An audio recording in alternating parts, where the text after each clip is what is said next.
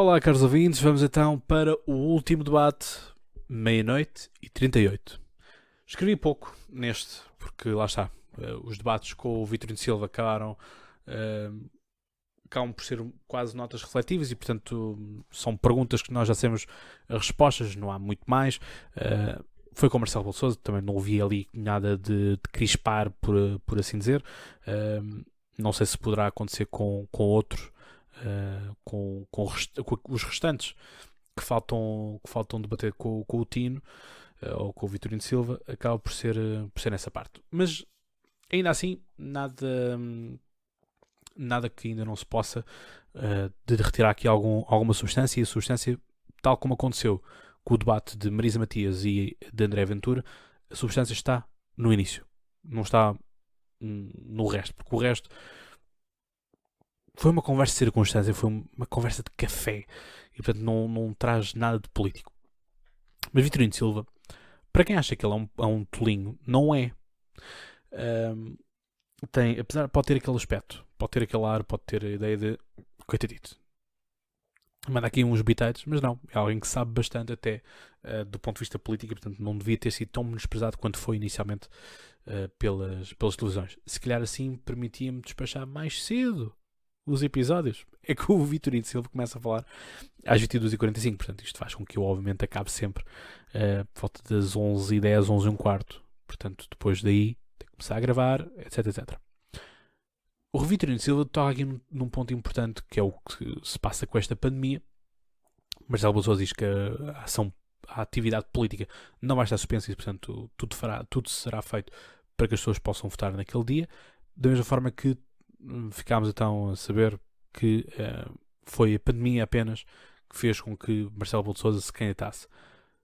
A ideia inicial de Marcelo Rebelo de Sousa era apenas cumprir um mandato. E isso seria aquilo que ele tinha dito, que o sucessor de Cavaco Silva só deveria fazer um mandato, mas que com esta questão toda da pandemia, que não podia deixar assim o país, etc., isto acaba por não ir muito mais do que isto. Mas Vitorino Silva vem aqui tocar-nos o ponto da abstenção, que é muito importante. É que um referendo perde a sua validade se não tiver um mínimo de 50% de pessoas a votar. Ora, para as eleições, quer sejam europeias, legislativas, autárquicas ou presidenciais, não há uma fasquia para ser alcançada para que as eleições sejam validadas. E lá está. Aqui a questão é, o Vitorino Silva pergunta, que é qual é a legitimidade que um presidente tem se for eleito apenas por 50% dos portugueses ou até mesmo abaixo dos 50% dos portugueses. É uma questão interessante, que não está contemplada na Constituição. A Constituição só fala de uma fasquia mínima para o referendo, não fala disso para o resto das outras pandemias. Das outras eleições, peço desculpa, assim é que é.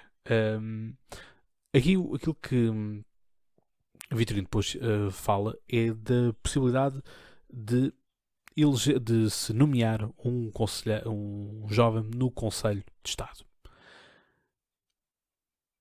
Eu acho que quando o Vitorino disse isto, os Jotinhas da JS e os Jotinhas da JSD devem ter esfregado as mãos de contentes por mais um tacho disponível.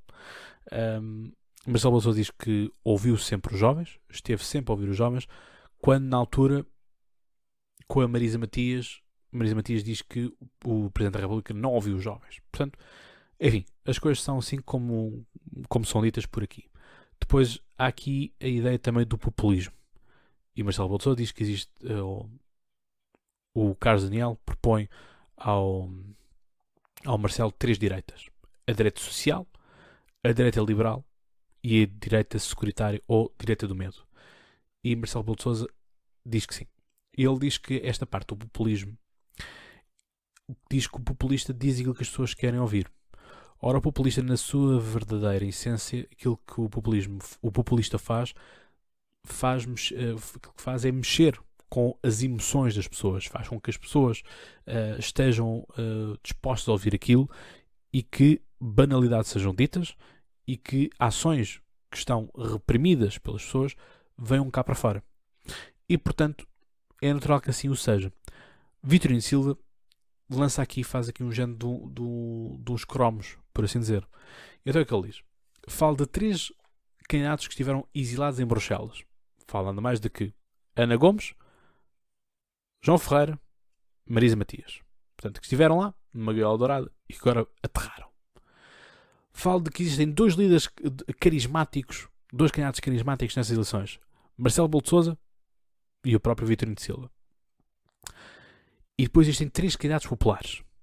Mas um é popular, que é o Tino, o próprio Vitorino. Há outro que é um populista popular. E há um que é popular populista.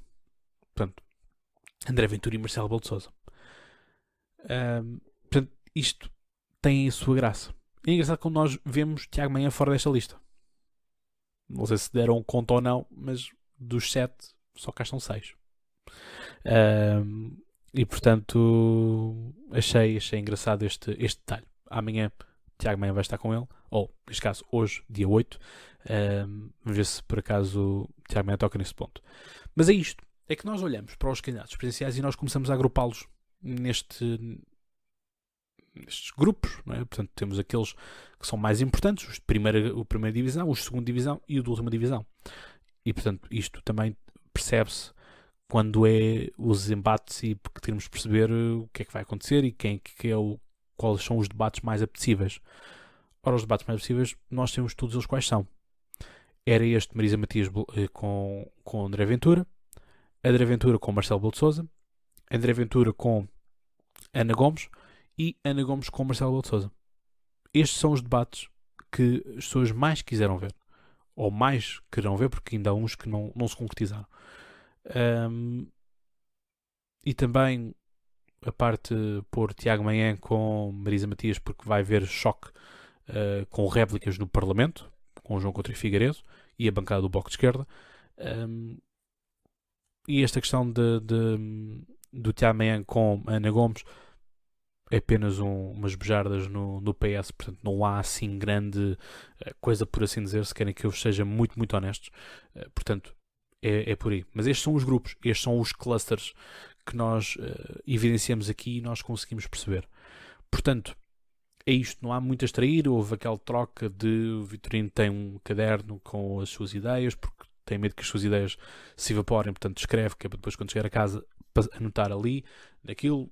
Deu a tática, por assim dizer, ao Marcelo Rebelo de Sousa, que esteve ali a olhar para aquilo.